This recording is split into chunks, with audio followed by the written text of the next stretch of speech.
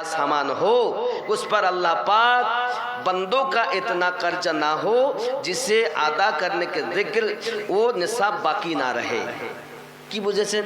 52.5 তোলা চাঁদি। ভালো করে বুঝে নেবেন মালিকের নিসাব হওয়ার জন্য। এখন আপনি হয়তো বলেন হুজুর আমাদের কুরবানি করতে পারছি না, তা আমরা আইনকে হাতে নেব না। এটা ভারত, এটা আরব নয়। ভালো করে বুঝবেন আমার কথা। এটি ভারত, আইনকে হাতে নেওয়া যাবে না। যদি আপনি আইনের সাহারা নিয়ে কোনো মতে কিছু করতে পারেন এটা আলাদা জিনিস, কিন্তু সম্মুখে আমাদের 10ই জিলহজ 27শে মে কুরবানি। যদি গাই না করতে, গরু না করতে দেয়, ছাগলেতে দেওয়া যায়, দুম্বাতে দেওয়া যায়, উটে দেওয়া যায়, যাতে দেওয়া যায় তাতে দিতে হবে, আইন হাতে নেওয়া যাবে না। আব্বা আমার, সদা সর্বদা আইনকে আমাদের ফলো রাখতে হবে। যখন যে পরিবেশ আপনি মনে করছেন না কিছু হুচুক লোক আছে এরা গন্ডগোল পাকায়, এর ওর ভিতরে তরিকতের মাল থাকতে হবে তো, নইলে ঝামেলা করবে। যার ক্ষমতা আছে সে বলবে, আপনি বলে কি করবেন? একটা আপনাদেরকে ঘটনা শোনাই। আপনার সন্দেশখালী থানার অন্তর্গত ঢোলখালী বলে একটা গ্রাম আছে, এ বেশি দূরে না, সন্দেশখালী থানার অন্তর্গত ঢোলখালী, খুলনার পাশে। আব্বা আমার, ওখানে কুরবানি হতে দেয় না, কালো দেয়নি, তার আগেও দেয়নি, কোনো দিন হয়নি। তো যখন কুরবানি হয় না, তো মুসলমানের সংখ্যা যখন বেশি হয়েছে, মসজিদও আছে মাশাআল্লাহ ভালো, এখন ওরা কুরবানি দেওয়ার জন্য কুরবানির সময় মুসলমানদের তো এমনিতেই কুরবানি আসলে মনের ভিতরে একটা জোশ, মোহাব্বত, মায়া চলেই আসে, কুরবানি দেবে। কিন্তু সেই সময় সন্দেশখালী থানাতে ওসি ছিলেন, তিনি আমাদের মুসলমানদের। তিনি বললেন, বাবা কুরবানি দেওয়া ভালো জিনিস, আল্লাহর বিধান, করবে তো আপত্তি নেই, তবে বাবা কাজ করো, প্রকাশ্যভাবে করো না বাবা, তোমরা ভিতরে করো। আর কিছু হুচুক আছে রক্ত পাতলা, না যদি কুরবানি করতেই হয় তাহলে প্রকাশ্যই হবে। ওসি সাহেব বারবার অনুরোধ করলেন যে বাবা খেয়াল করো, তোমাদের এখানে হয় না, তো অন্তত আমি একবার লিখে যাই যে ঢোলখালীতে সুন্দর সুষ্ঠুভাবে কুরবানিটা হয়েছে। তারপর যখন একবার খাতায় লেখা হয়ে যাবে, তারপর তোমরা সবকিছু করতে পারো। আর একবার যদি আমি লিখতে না পারি তো তোমরা করবা কি কেন? না আমরা করবো বাইরে, ও ভিতরে ঢুকে কে বাগানের মধ্যে করবে, এখানেই করবে। ওসি বাবু অনুরোধ করাতে শুনলেন না, এখন তার লিখতে বাধ্য হলো যে ঢোলখালীতে কুরবানি হয় না। আজও পর্যন্ত সম্মুখে সাজেশন এমন জায়গায় যেন না যায় গ্রামে কুরবানি হয়, গ্রামের নাম উল্লেখ হয়, অমুক গ্রাম, অমুক মসজিদ, সুস্থভাবে কুরবানি হয়েছে। আপনার হুজ্জাতের জন্য, আপনার ঝামেলার জন্য যেন এমন জায়গায় না চলে যায় যে ওটা ডিলেট হয়ে যায়। দিন আছে, একবার বৃষ্টি এসেছে মনে থামবে না এমন নয়, আল্লাহ যেদিন থামাবে। এর পাশে আরো একটা কথা বলি, এই বাংলাদেশের কিছু হুচুক মৌলবি আছে, হুচুক মৌলবি,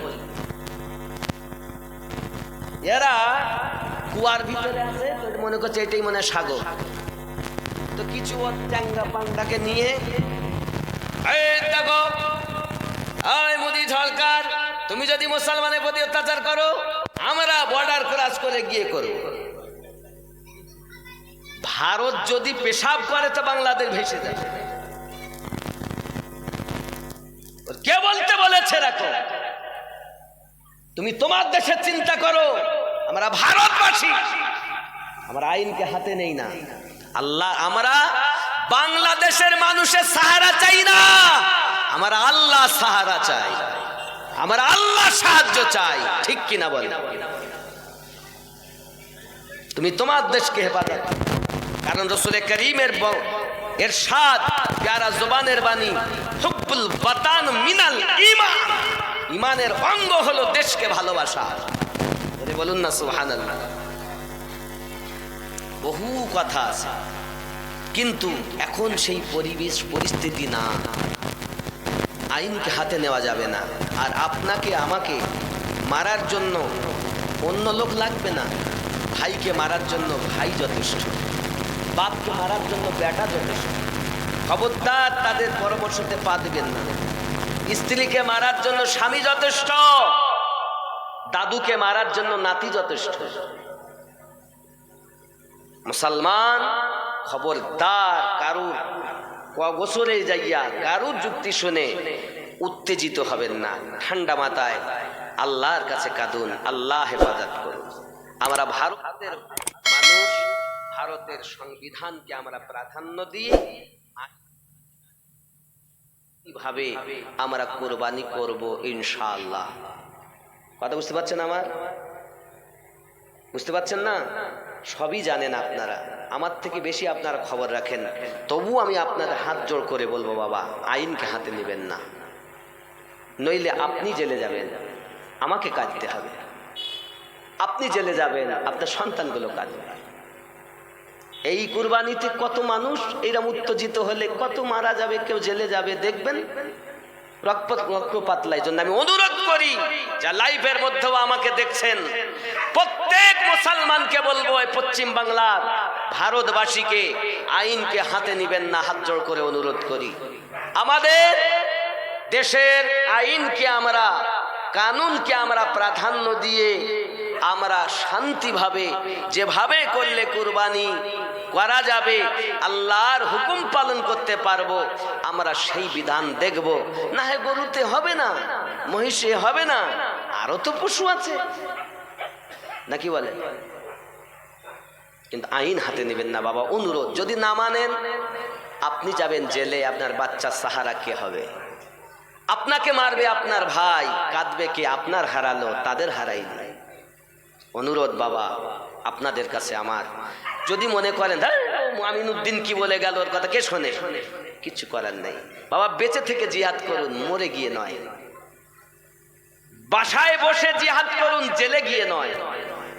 মসজিদে ঢুকে জিহাদ করুন, হসপিটালে গিয়ে নয়, নাকি বলে? বেঁচে থেকে জিহাদ করার নাম হলো সঠিক। জিহাদ করুন। এখন সে যুদ্ধ নাই, আর আল্লাহর হাবিব বলেছেন যেটা সেটা হবে। যুদ্ধের জন্য আমাদেরকে সৈন্য বা সেনা নিযুক্ত করতে হবে না। নবী পাক বলেছেন, সেনা আল্লাহ পাকের পক্ষ থেকে নির্ধারণ করাই আছে। একদিন পৃথিবীতে সে যুদ্ধ হবে আর মুসলমানদের জয়লাভ হবে। তামাম পৃথিবীতে এক আল্লাহর ডাঙ্কা বাজবে। আমরা আল্লাহর সাহারা চাই, আল্লাহর সাহায্য চাই। বাংলাদেশের সাহায্য আমাদের দরকার নাই, কারণ ওদের কথাতে আরো উত্তেজিত হচ্ছে মানুষ, হচ্ছে না? বাবজি আমার খুব সাবধান। আল্লাহ আমাদের বুঝ শক্তি দান করুক, সবাই বলি আমিন। খুব মোহাব্বতে দরুদ আল্লাহুম্মা সাল্লি আলা